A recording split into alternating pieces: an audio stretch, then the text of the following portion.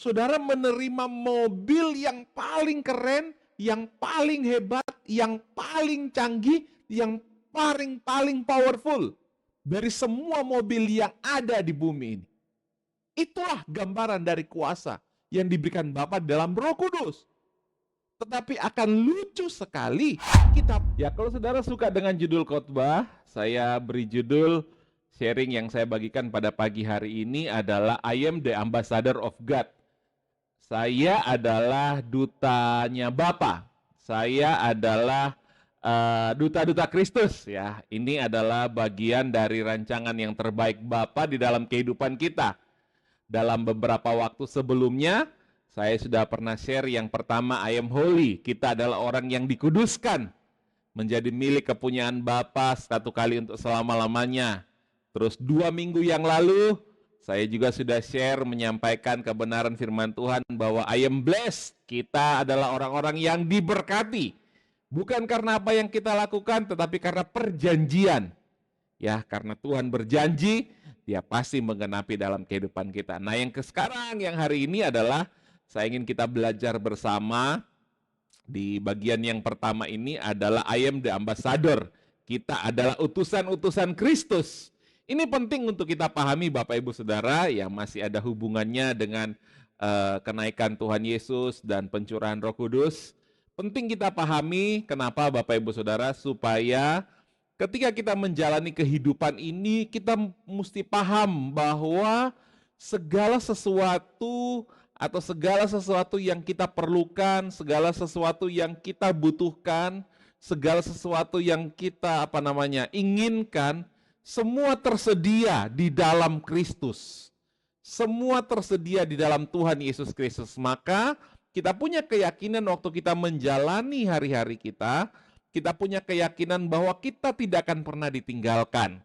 Kita tidak pernah akan berjalan sendiri, tapi kita akan selalu menikmati segala yang terbaik yang Bapa sediakan di dalam kehidupan kita. Nah, ayat yang sangat terkenal sekali di dalam Matius pasalnya yang ke-28 ayatnya 18 hingga ayatnya yang ke-20 di sana dikatakan ya, apa yang dikatakan firman Tuhan di sana? Matius 18 firman Tuhan Matius 28 ayat 18 saya bacakan buat kita dulu ayat yang ke-18. Yesus mendekati mereka dan berkata, "Kepadaku telah diberikan segala kuasa di sorga dan di bumi." Kata kuasa di sana dalam bahasa Inggrisnya, dalam bahasa Yunaninya adalah exousia, yang artinya otoritas. Jadi firman Tuhan berkata bahwa Yesus telah menerima, telah diberikan segala kuasa. Kuasa yang ada di sorga dan yang ada di bumi. Yesus telah menerima, jadi apa yang Yesus lakukan ketika datang di bumi, mati, menebus dosa saudara dan saya, kemudian pada hari yang ketiga dia bangkit. Kemudian Yesus berkata sebelum kenaikannya ke sorga, Yesus berkata dia telah diberikan segala kuasa. Tahukah Bapak Ibu Saudara bahwa kuasa yang diberikan oleh Yesus ini, kuasa yang diberikan kepada Yesus ini, itu adalah kuasa yang pada mulanya diterima oleh Adam. Di dalam Kejadian 1 ayat yang ke-26, 27, ayat 28. Ini kuasa yang diberikan oleh Bapa kepada Adam untuk berkuasa atas segala ciptaan. Tetapi karena Adam berbuat dosa, maka ia kehilangan kuasa itu. Adam bukan lagi pribadi yang berkuasa, tetapi menjadi pribadi yang dikuasai oleh dosa. Itu sebabnya saya mau berkata dosa itu bukan cuma sekedar perbuatan, tetapi dosa itu adalah perbudakan. Waktu kita berdosa, kita ada di dalam perbudakan dari si jahat. Ya. Itu sebabnya Yesus datang. Kita memperingati Paskah beberapa waktu yang lalu, kita memperingati kebangkitan Yesus Kristus dan pencurahan Roh Kudus. Yesus datang supaya kita bukan lagi menjadi orang yang diperbudak oleh dosa. Tetapi di dalam Yesus, kita juga menerima kuasa. Dan di dalam Yesus, Kita bukan cuma menerima kuasa untuk berkuasa di bumi, tetapi berkuasa di sorga. Katakan amin. Jadi karena Yesuslah kita menerima segala kuasa untuk menaklukkan segala yang jahat. Karena Yesuslah kita menerima segala kuasa untuk melihat keajaiban. Karena Yesuslah kita menerima segala kuasa untuk hidup di dalam kemenangan di bawah matahari ini. Karena Yesuslah kita menerima segala kuasa, sehingga apa yang kita minta, apa yang kita doakan, kita terima di dalam kasih karunia Tuhan Yesus. Percaya, katakan amin. Katakan, karena Yesus saya menerima kuasa. 1, 2, 3. Karena Yesus kita menerima kuasa. Jadi hari-hari jangan khawatir. Jika kita tahu kita ada di dalam Yesus, Yesus tinggal dalam kehidupan kita, maka percayalah, kuasa itu, exousia itu, otoritas itu bekerja di dalam kehidupan kita. Nah, saya lanjut Bapak Ibu Saudara. Ayatnya yang ke-19. Karena itu, pergilah jadikanlah semua bangsa muridku. Dan baptislah mereka dalam nama Bapa dan Anak dan Roh Kudus. Yesus berkata, kita sudah menerima kuasa nih. Di dalam Yesus telah menerima kuasa dan dia ada di dalam kehidupan kita. Yesus memberi pesan kepada murid-muridnya, kepada kita semua. Pergilah, jadikanlah semua bangsa murid-muridnya Yesus. Ya, dalam bahasa Inggrisnya memuridkan itu adalah mengajar. Ajarlah semua bangsa. Bukan cuma mengajar mereka, tetapi baptislah mereka dalam nama Bapa dan Anak dan Roh Kudus. Jadi kita dipanggil untuk mengajar. Nah, pemuritan adalah tentang mengajar. Di ayat yang lain Rasul Paulus berkata, kamu sudah bukan waktunya lagi kamu diajar, tetapi sekarang waktunya kamu mengajar. Nah, dengan kata lain, khusus sebagai saudara ya, Bapak Gembala berulang kali menyampaikan bahwa kita yang ikut doa pagi ini adalah orang-orang yang murid, levelnya murid. Udah bukan seperti jemaat biasa lagi. Jadi kita ini sudah ya levelnya murid. Jadi sudah bukan lagi kita diajar, tapi kita mau mengajar. Karena ini adalah perintah Tuhan. Pergi dan mengajar, teach all nation. Ajar. Kenapa? Supaya apa? Pada waktu kita mengajar, maka kita akan melihat kuasa exousia yang tadi di awal, yang ada di dalam Yesus, yang kuasa di sorga dan di bumi itu menjadi nyata di dalam kehidupan kita. Itu sebabnya di dalam melayani Tuhan, di dalam mengikut kita kepada Yesus, dalam iman kita kepada Yesus, kita bukan cuma menjadi orang-orang yang pasif. Cuma menerima saja, diajar saja. Enggak Bapak Ibu Saudara. Tapi kita dibawa untuk kita bisa memberi, mengajar, memberitakan Injil. Dan ketika kita memberitakan Injil itu, kita akan melihat banyak hal ajaib. Itu terjadi melalui kehidupan kita. Bukan cuma di dalam kehidupan kita, tetapi melalui kehidupan kita. Itu sebabnya Yesus berkata, pergi, teach all the nation. Ajar semua bangsa. Ayat yang ke-20 dikatakan, apa sih mengajar yang dimaksud? Dikatakan ayat yang ke-20 dikatakan begini, dan ajarlah mereka melakukan, mengajar seperti apa? Melakukan segala sesuatu yang kuperintahkan kepadamu. Nah, kata ajar di sana dalam bahasa Inggrisnya untuk kita memahami, bukan kita mengajar, oh yang ini yang benar, ini yang salah, ini yang berkenan, ini yang enggak. Bukan Bapak Ibu Saudara. Tetapi kita mengajar untuk mengobserve, bahasa Inggrisnya mengobserve, untuk menyelidiki, untuk meneliti segala sesuatu di dalam segala sesuatu yang Tuhan perintahkan kepada kita. Jadi kita mengajar untuk mau menyelidiki tentang Dia, tentang Yesus, tentang firman-Nya, tentang kehendaknya, tentang hatinya. Kita menyelidiki isi hati Tuhan itu apa sih? Kasih Tuhan itu apa sih? Rencana Tuhan dalam hidup kita, dalam kehidupan semua orang itu apa sih? Itulah yang kita ajarkan. Bagaimana kita melihat Tuhan mengasihi kita. Bagaimana kita melihat Tuhan menyelamatkan kita. Karena kenapa Bapak Ibu Saudara, waktu kita semakin menyelidiki firman, maka kita akan melihat betapa besar, betapa dahsyatnya, betapa hebatnya Tuhan di dalam kehidupan kita. Dan semakin kita menyadari bahwa Tuhan hebat dalam hidup kita, maka kita akan menjalani hidup ini dengan percaya diri. Dengan kekuatan, dengan kuasa bahwa ada kuasa, ada otoritas di dalam hidup kita. Kita sangat disayang Tuhan. Karena kenapa? Karena Dia yang adalah Bapa adalah kasih. Semakin kita melihat Dia, kasih-Nya, anugerah-Nya, kebaikannya, kasih karunia-Nya, kebenarannya, tubuh dan darah-Nya, penebusannya, kita semakin yakin bahwa kita ini sangat-sangat disayang oleh Bapa. Kita ini sangat-sangat diperhatikan oleh Bapa.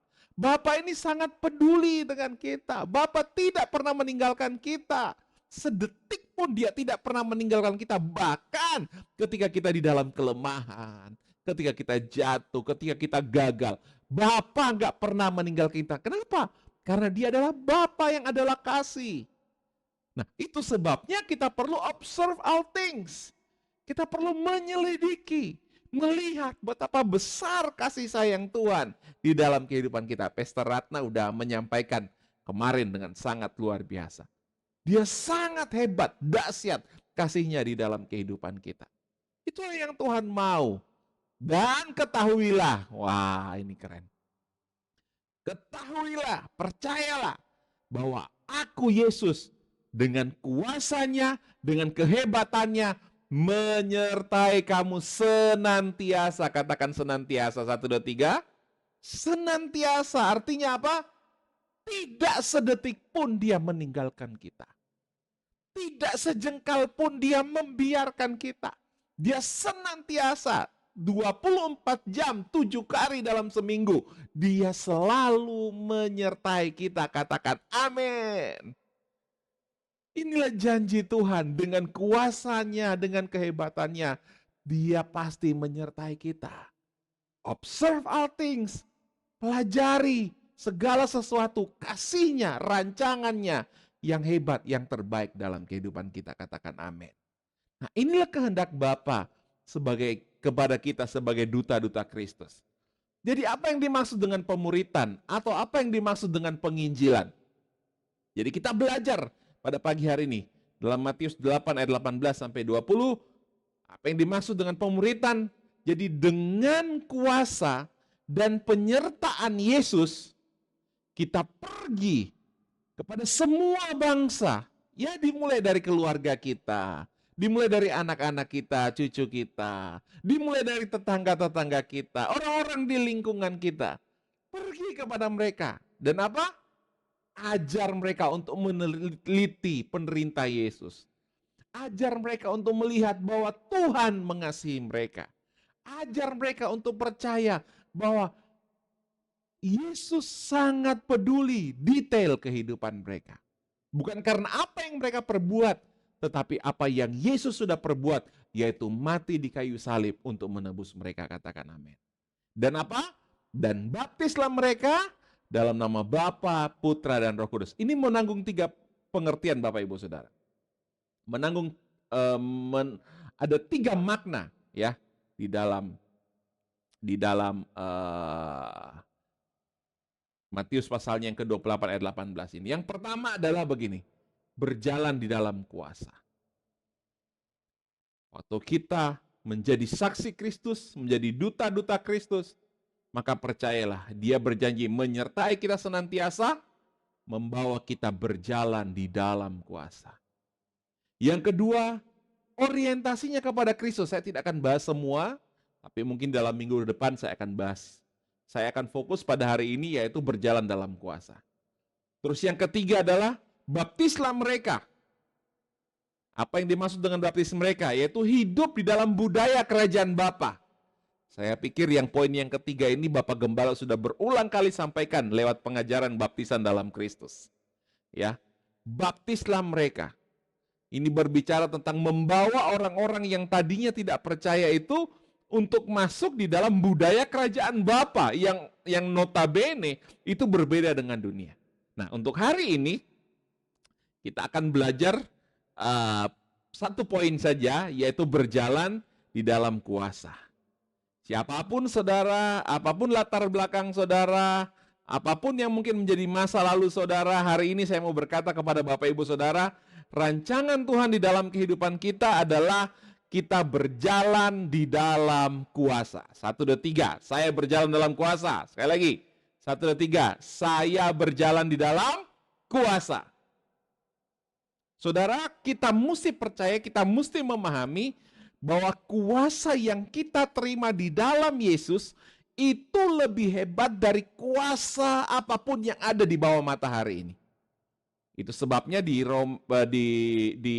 Matius 28 ayatnya 18 tadi ngomong, segala kuasa di bumi dan di surga telah diberikan kepada Yesus.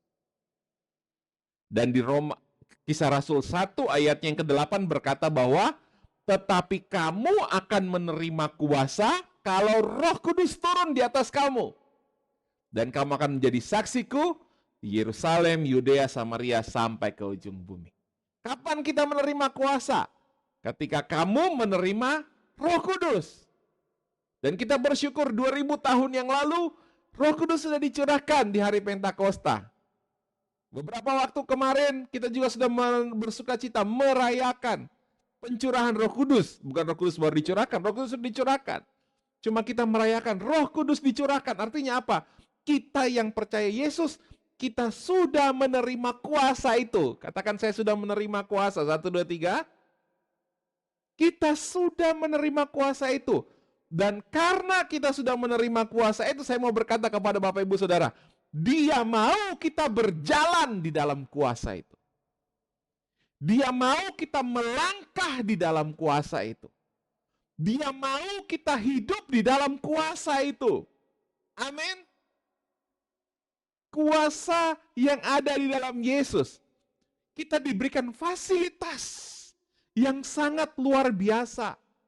Kita diberikan fasilitas teknologi ya, kalau mau baca ke bahasa teknologi. Kita diberikan berkat yang sangat luar biasa, yaitu apa? Kuasa Roh Kudus. Waktu kita percaya Yesus, kita menerima kuasa Roh Kudus itu. Dan Dia mau kita berjalan di dalamnya. Ibarat kalau saudara mobil, saudara menerima mobil yang paling keren, yang paling hebat, yang paling canggih, yang paling powerful dari semua mobil yang ada di bumi ini. Itulah gambaran dari kuasa yang diberikan Bapa dalam Roh Kudus. Tetapi akan lucu sekali kita punya yang paling canggih, yang paling hebat, yang paling keren, yang paling powerful, tapi kita tidak menggunakannya. Kan aneh Bapak Ibu Saudara. Hari ini biarlah kita dimerdekakan sebagai duta-duta Kristus. I am the ambassador of Christ. Kita adalah duta-dutanya Bapa.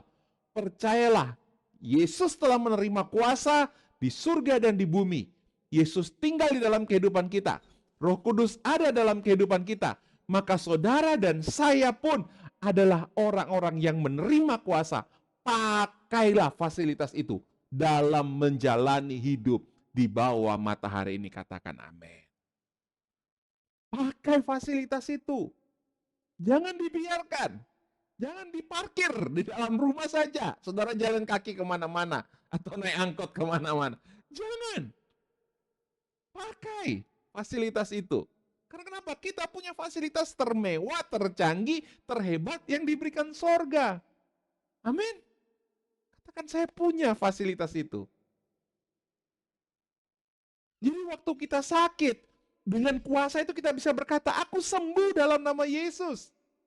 Waktu anak kita sakit, anak kita susah, anak kita menderita, dengan fasilitas itu kita bisa berkata, di dalam nama Yesus, Tuhan bela aku, Tuhan sembuhkan anak-anakku, Tuhan pulihkan keluargaku. Kenapa? Kita punya fasilitas itu. Amin. Waktu kita kekurangan hikmat, kita tidak bisa membuat keputusan, kita jalan buntu. ingat Yesus, kita sudah menerima kuasa itu. Kita berkata, aku punya fasilitas itu di dalam nama Yesus. Harus ada jalan keluar. Aku harus menang.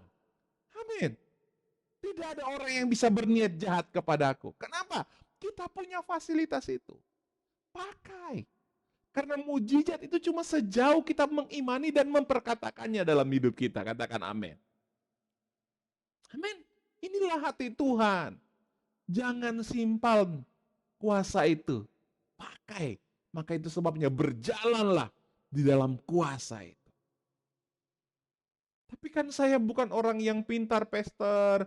Saya tidak ngerti firman Tuhan. Saya bukan orang yang memahami firman Tuhan. Saya bukan orang pintar, saya cuma ibu rumah tangga gitu ya mungkin ya. Kita kan suka pakai alasan itu. Saya orang yang tidak dianggap. Kondisi ekonomi saya lemah, saya nggak dianggap, saya suka direndahkan. Hey. Saya mau berkata kepada Bapak Ibu Saudara, lihat. Di dalam Kisah Rasul pasalnya yang keempat ayat 13 ngomong begini. Ketika sidang itu melihat keberanian Petrus dan Yohanes dan mengetahui bahwa apa? Bahwa keduanya orang biasa dan tidak terpelajar, heranlah mereka dan apa? Mereka mengenal keduanya sebagai apa? Pengikut Yesus. Kerennya Yesus adalah begini. Tidak peduli latar belakang kita, tidak peduli masa lalu kita, tidak peduli kondisi status sosial, status ekonomi kita. Kalau kita mau berjalan di dalam kuasa, Dia bisa pakai kita dalam segala kelemahan kita. Amin. Dia mau pakai kita dalam segala kelemahan kita. Bahkan saya suka berkata begini, kadang-kadang Tuhan itu nggak cari orang pintar kok. Untuk Dia mau pakai. Tuhan nggak cari orang hebat kok untuk Dia mau urapi, Dia mau pakai untuk melakukan banyak mujizat.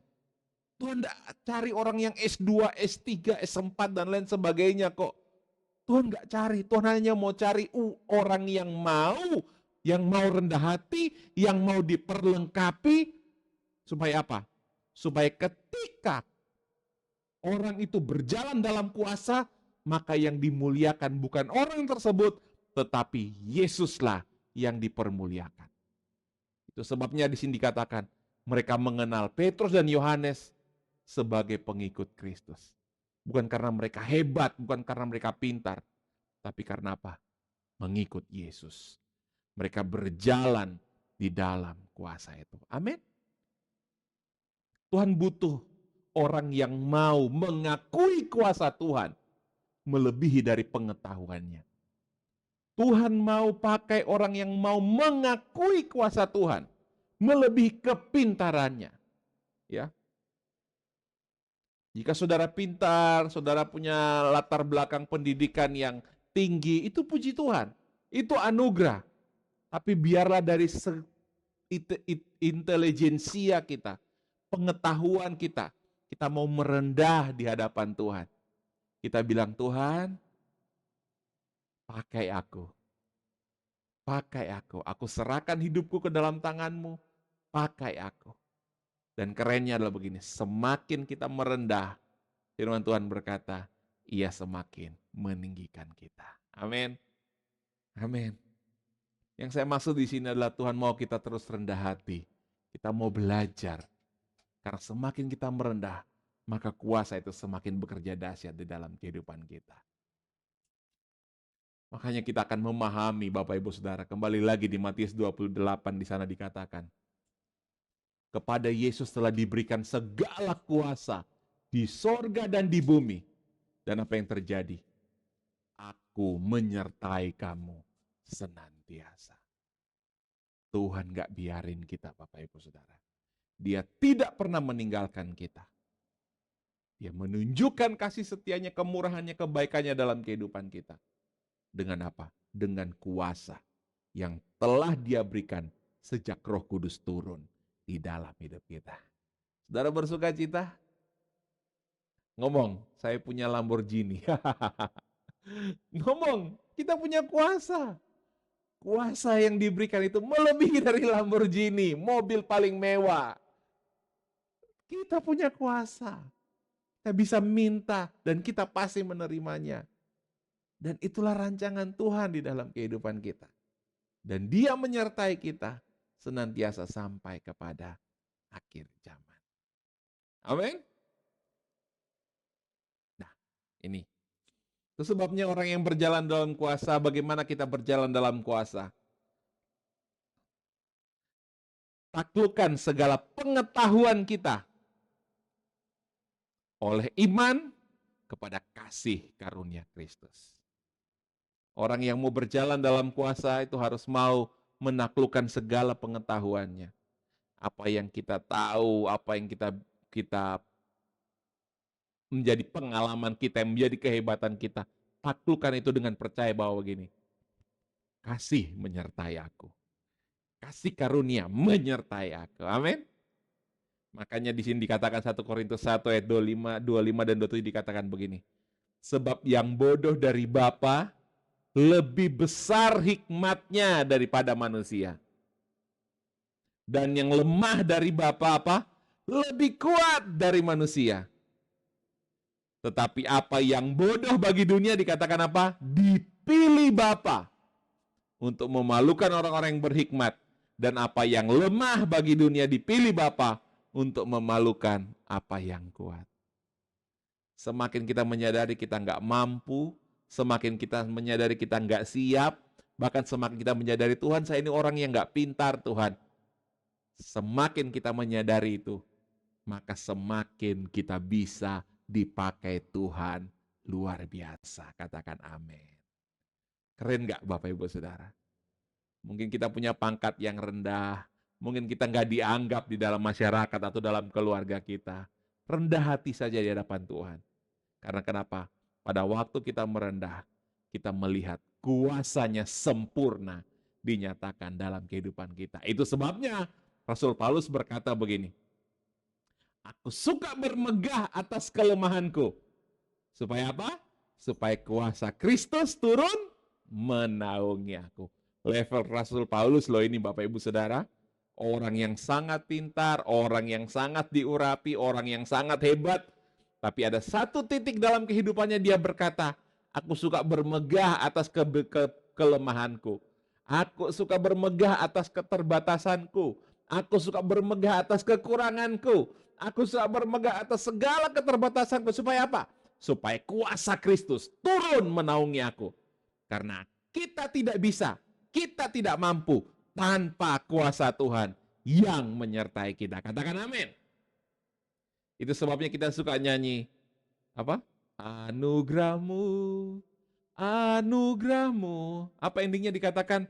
Kasih dan sayangmu, sumber kekuatan. Apa?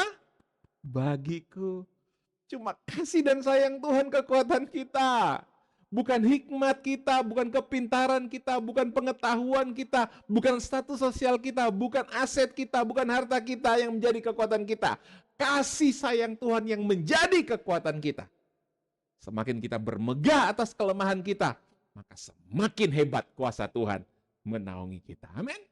Itu sebabnya kita mau menaklukkan segala pengetahuan, segala kehebatan kita dengan kita merendahkan hati kepada kasih karunia-Nya yang berlimpah-limpah. Amin.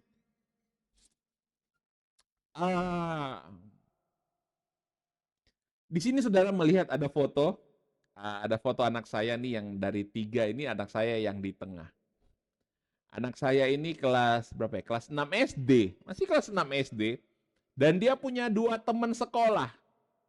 Ya, dia punya 2 teman sekolah. Satu ketika teman sekolahnya ini curhat kepada anak saya ini dengan berkata bahwa orang tuanya mengalami masalah rumah tangga karena masalah ekonomi. Dia curhat ke anak saya, orang tuanya karena masalah ekonomi, suami istri, papa mamanya itu berantem. Dan karena berantem, mereka diambang, orang tuanya diambang perceraian.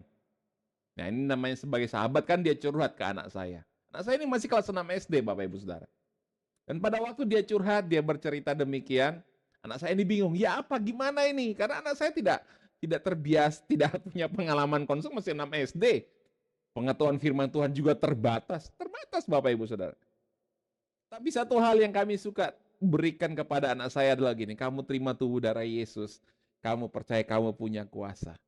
Kamu terima tubuh darah Yesus, kamu percaya kamu diurapi Tuhan, kamu diberikan hikmat. Apa yang anak saya lakukan? Yang anak saya lakukan adalah begini. Dia ajar kedua sahabatnya ini untuk terima tubuh darah Yesus. Jadi dalam kondisi kedua orang tua yang mau bercerai, kondisi ekonomi kedua orang tua yang mau terpuruk, yang sedang terpuruk, anak saya mengajar mereka untuk tubuh darah Yesus. Oleh kasih karunia Tuhan Yesus Kristus, kami hidup di dalam kasih sampai selama-lamanya. Haleluya. Mereka sedang menerima tubuh darah Yesus dan membaca grace prayer. Jadi hal yang sederhana yang anak saya lakukan adalah begini, membagikan grace prayer, terus kemudian memberikan tubuh darah Yesus kepada kedua sahabatnya ini. Kurang lebih saya lupa 1 minggu kalau nggak salah. Mereka menerima tubuh darah Yesus setiap hari, berdoa bersama, terus kemudian berdoa grace prayer. Saudara tahu, 1 minggu kemudian apa yang terjadi? Tiba-tiba kedua anak ini yang orang tuanya bermasalah itu datang ke anak saya dan bercerita begini, "Weh, Tuhan itu ajaib, Tuhan itu luar biasa." Tiba-tiba neneknya, jadi orang tua dari mamanya atau papanya saya lupa, tiba-tiba neneknya itu ngasih warisan kepada cucunya, kepada mereka. Dan kepada yang tentunya diterima oleh mamanya. Dan karena warisan tersebut, ini nenek masih hidup loh Bapak Ibu Saudara, omanya ini masih hidup. Kok tiba-tiba ngasih warisan? Dan gara-gara warisan itu, kondisi ekonomi kedua orang tuanya membaik, papa mamanya berhenti berantem, dan tidak jadi bercerai Bapak Ibu Saudara. Mungkin saudara berpikir, wih, kok bisa semudah itu? Saya mau berkata kepada saudara, kalau Tuhan sudah bekerja, tidak ada yang mustahil. Hanya menerima tubuh darah Yesus, berdoa grace prayer, tidak dikonseling, bukan saya yang konseling, anak saya yang kelas 6 SD yang konseling loh Bapak Ibu Saudara. Dikasih tubuh darah Yesus, tiba-tiba pemulihan atas orang tua dari teman anak saya itu. Ini bukti Bapak Ibu Saudara, tidak peduli latar belakang kita. Kalau Tuhan bekerja, kuasanya dinyatakan sempurna. Amin. Cuma pertanyaannya kita mau rendah hati enggak? Biar Tuhan bekerja dahsyat dalam hidup kita. Amin. Kita mau menundukkan enggak pengetahuan kita di bawah kasih karunia Kristus. Supaya Tuhan bekerja. Kenapa itu bisa terjadi? Karena satu. Karena kuasa Tuhan turun menaungi. Itu sebabnya saya mau berkata kepada saudara, kita di dalam Kristus, kita menjadi utusan Kristus, kita punya kuasa. Yang dibutuhkan apakah kita mau rendah hati, menaklukkan segala pengetahuan, segala pemahaman kita kepada kasih karunia-Nya dengan kuasanya yang dahsyat dalam hidup kita. Amin. Yang terakhir Ibrani 2 ayat yang keempat. Dikatakan begini, Bapa meneguhkan kesaksian mereka. Kadang-kadang kita tidak harus mengkhotbahkan firman, Bapak Ibu Saudara. Kita tidak harus mengerti, menerjemahkan, menafsirkan ayat, berteologi, berkhotbah. Kadang-kadang nggak harus seperti itu. Kita hanya perlu bersaksi betapa Tuhan mengasihi mereka. Kita perlu bersaksi tentang tubuh dari Yesus seperti yang anak saya lakukan. Kita perlu bersaksi bahwa Tuhan punya rencana yang indah dalam kehidupan mereka. Kita hanya perlu bersaksi bahwa Tuhan sudah mati, menguduskan kita sekali untuk selama-lamanya. Dan apa yang Bapak lakukan? Bapak meneguhkan kesaksian kita oleh tanda-tanda dan mujizat-mujizat. Dan oleh berbagai-bagai pernyataan, kekuasaan, dan karena Roh Kudus. Dan karena Roh Kudus yang dibagi-bagikannya menurut kehendaknya. Kita hanya perlu bersaksi. Memuridkan tidak harus sekolah Alkitab. Memuridkan tidak harus belajar firman Tuhan. Tapi bagikan kehidupan Kristus. Menjadi saksi Kristus, menjadi duta Kristus. Bagikanlah kehidupan Kristus lewat kesaksian kita. Dan lihatlah, Bapa meneguhkan dengan tanda-tanda dan mujizat-mujizat. Saya berdoa kita diberkati. Saya berdoa kita mengalami benar-benar bukan cuma hidup mendengar kata orang mengalami mujizat. Tapi saudara dan saya itu hidup di dalam mujizat demi mujizat. Kenapa? Karena kita adalah duta-duta Kristus yang diurapi, yang dipakai. Luar biasa. Amin. Mari kita berdoa bersama-sama. Terima kasih Bapa, terima kasih Roh Kudus, terima kasih buat firman-Mu hari ini. Apapun yang sedang kami alami, kami punya satu kebenaran bahwa kami memiliki kuasa yang terbaik yang dari sorga. Di dalam Yesus kami terima sejak Roh Kudus turun di dalam kehidupan kami. Itu sebabnya kami tidak cuma mau menerima kuasa itu, tapi kami mau berjalan dalam kuasa itu. Kami mau praktekkan kuasa itu. Yang sakit anak-anakmu hari ini, itu biarlah sembuh di dalam nama Yesus. Yang lemah di dalam tubuh kami, dipulihkan, dikuatkan, disembuhkan di dalam nama Yesus. Yang berbeban berat, yang penuh, yang sedang bergumul, yang sedang berdoa atas masalah pergumulan yang sedang kami hadapi hari ini, di dalam nama Yesus kami mendapatkan jalan keluar. Karena kami tahu kasih sayang-Mu adalah kekuatan bagi setiap kami. Bapa, aku berdoa bagi anak-anak-Mu ini Tuhan. Dimanapun mereka berada, kami percaya kuasa-Mu tidak dibatasi oleh jarak, ruang, dan waktu. Engkau bekerja dengan cara dahsyat, melawat, memulihkan, menolong kami, menjamah setiap kami. Dan kami melihat kemenangan-kemenangan besar terjadi karena Engkau meneguhkan kesaksian kami dengan tanda-tanda dan mujizat. Terima kasih Bapa, terima kasih Tuhan Yesus Kristus. Aku berdoa, biarlah kami boleh memahami apa yang menjadi isi hati Tuhan. Kami berjalan dalam kuasa, di dalam hikmat yang Tuhan telah berikan bagi kami. Bapak Ibu Saudara yang dikasihi Tuhan Yesus, mari kita angkat tubuh darah Tuhan Yesus Kristus.